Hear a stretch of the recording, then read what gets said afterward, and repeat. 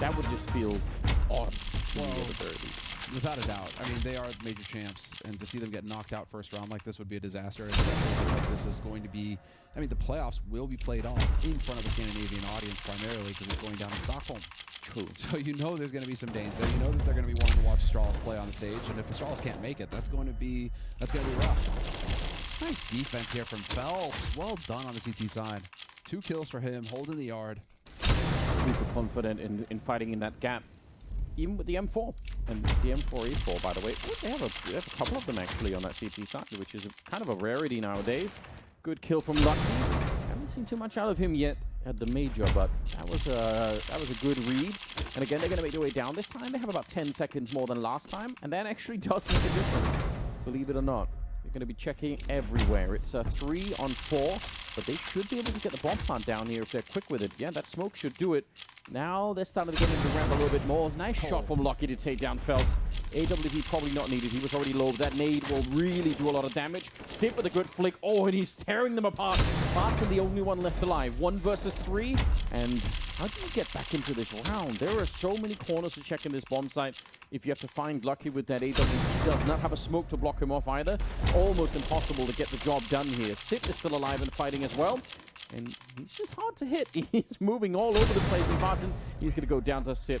Good triple from him. Good double from Lucky. And a 3 versus 4 being won by Astralis. And Lucky was also coming. Like, they were going to be done with that kind of playing around. Lucky was rotating over to just double peek with Zip, so he was on borrowed time.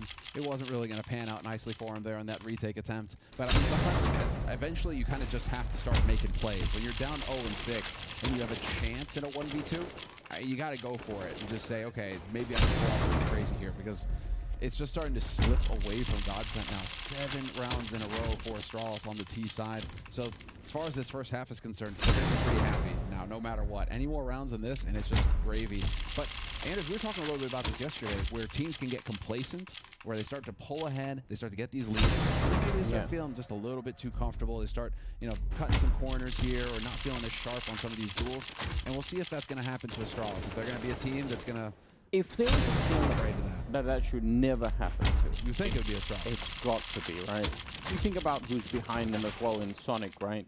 I assume that if any kind of mood like that starts to develop on this team, he's going to be so quick to call a timeout and get everyone to chill out, because he's just not going to accept that kind of a thing. I think that's where the professionalism lies in that sense. This is a good round so far. They checked pretty much every corner. They managed to win the fight over at ramp through the smoke, and now it's just Phelps with the MP9. So this is about to be 8-0 in favor of Astralis. This is a ridiculous start. This is their map pick. It's worth pointing out. Phelps actually being forced to reveal himself there by the Molotov, so that's unfortunate. Oh, and he probably could have had that kill. I don't know where the bullets went, but not into Lucky. The save. Strange. 8-0 in their favor. Man, what a start. Even if it's their map pick. Godsent, they've had a couple of opportunities to win, even some fairly unlikely rounds where they just had a max 7 and a scout and some pistols, but they haven't actually done it. So getting close is not going to cut it. That's a very good point you bring up here. That it's a good reminder. You guys can see at the top of your screen that this is in fact Astralis' map pick, and that Godsent got to determine the last 2 picks. No, they didn't. They got to pick the second map. A different veto system here at the major. That's right. So Astralis would have gotten the first. Vertigo would have second for Godsent, and an Inferno to decide. If we get there, yeah. It looks at the minute like it's going to have to be Godsent convincing us on Vertigo, but they have something cool to show us there.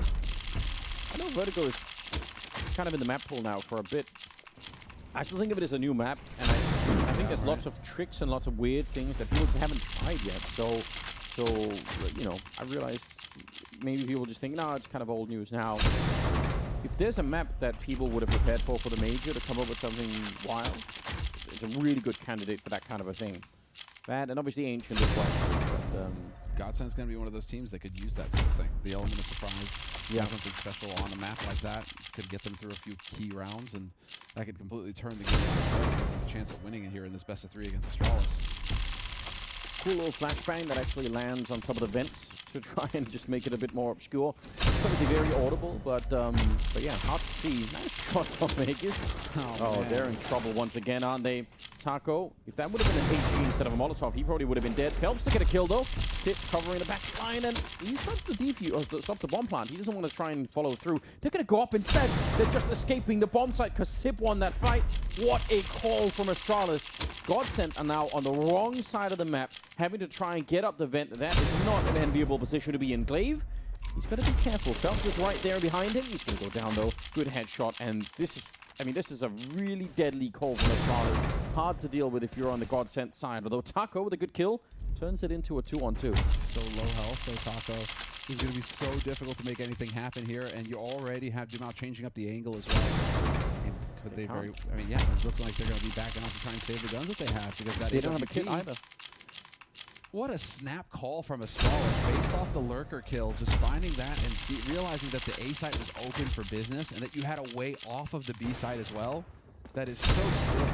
It is, and I mean, they make that call while he's planting the bomb, and partly also because he's obviously getting shot at through the smoke and he wants to get out anyway, but that's, you know, if you had to pull a rotation from B to A on this map, in the middle of a bomb plant is fairly late to make that kind of a call. And I don't know, I mean, Godsent, there's nothing they could do at that point. They had to try and catch them before they exited the bomb site, basically.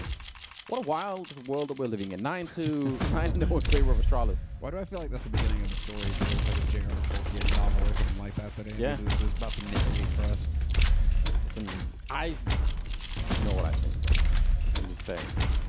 Living in a meme-driven reality in quotation marks. Exactly. Yeah, I know. Meme is a high art form. Dupree, he goes down, and that was thanks to Dumao outside.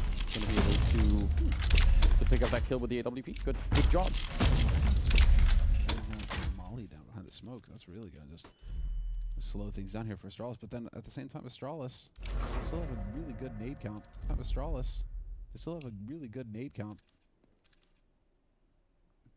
I'm surprised to see this much focus. What a perfectly placed flash, and I'm pretty sure he got spotted. They know that he's back here, and so wise here of Dumao to back off and change it up. No reason to hang around once you've been figured out. It's a dangerous position to play in back there. I mean, if instead of doing the flash thing, if they flashed and rushed, he actually cannot get down the ramp in time. They're going to be able to catch him, so a little bit scary to play back there. 4-on-5, this is a brilliant opportunity right now for Godsent to finally pick up a round here in the first half.